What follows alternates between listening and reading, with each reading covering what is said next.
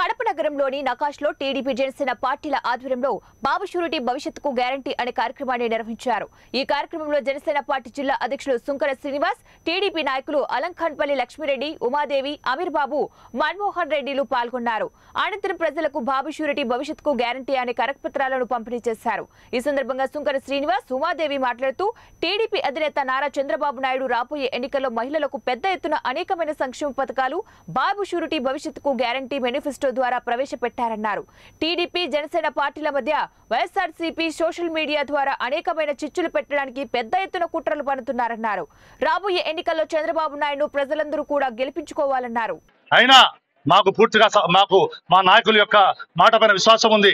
మేము ఎటువంటి ప్రయత్నాలు, ఎటువంటి పరిస్థితుల్లో కూడా వీళ్ళ యొక్క జిత్తులకి, వీళ్ళ యొక్క ట్రాపులకి మేము లొంగం. మాకు పూర్తిగా మా నాయకుల పైన విశ్వాసం ఉంది. వాళ్ళు ఏం చెప్తే ఆ విధంగా మేము నడుచుకుంటాం. ఇవాళ కడప జిల్లాలో నకాష్లో, ఇక్కడ కడప నగరం నడిబొడ్డులో ఇక్కడ స్పందన ఎట్లా ఉందంటే భూకంపం లాగా ఉంది.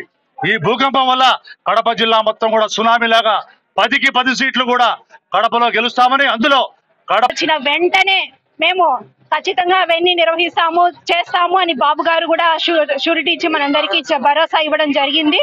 కాబట్టి మేమంతా కూడా మరి తెలుగుదేశం పక్షాన ఉంటాము, మీ వెనకాలే ఉంటాము అని చెప్పేసి ఈ రోజు మా వెనకాల జనాలంతా వచ్చి మాకు మద్దతు తెలుపుతా ఉన్నారు. ఇక అంతేకాకుండా నేను ప్రతి దినము